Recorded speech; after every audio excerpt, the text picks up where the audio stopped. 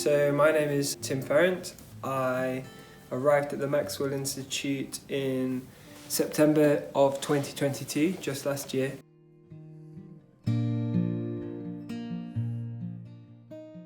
Before coming here, I finished my doctorate in theology and religion at the University of Oxford, where I specialised in medieval theology. I'd done sort of a few things, but my undergraduate degree was in history at the University of Bristol, and my master's degree, medieval history, at the University of York.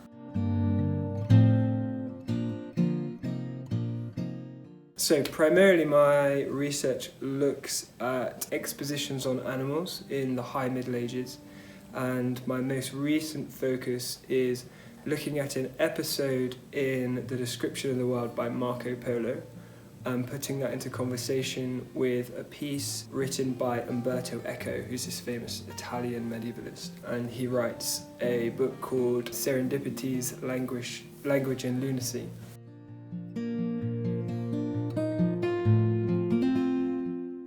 Yeah, so the main thing I've adopted from my study of medieval theology, I can actually trace back to a book by Patricia Crone called Pre-Industrial Societies.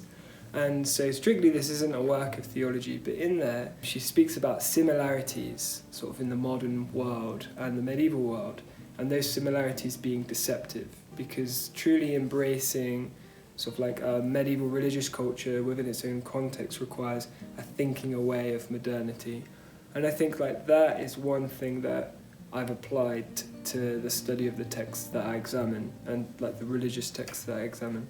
And so in trying to understand medieval theology, I always have that at the back of my mind. You know, how can I think away modernity and embrace sort of medieval theology on its own terms?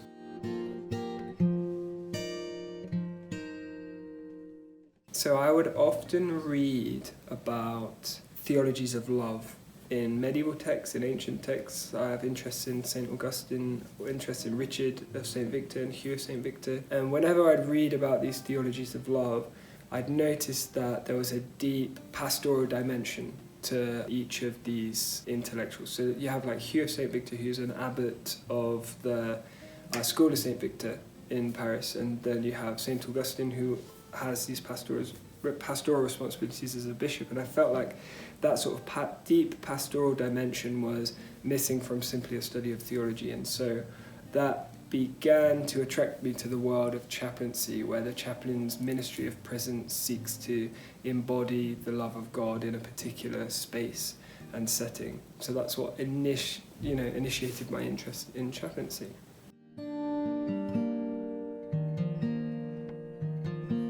So for me personally, a study of religion has been an important aspect of a life of faith, because it teaches me to embrace ideas and movements and traditions that are very different from my own, to embrace the reality of others. And I think that that's essential way to be in relation to other humans in the world. I'm very appreciative of that.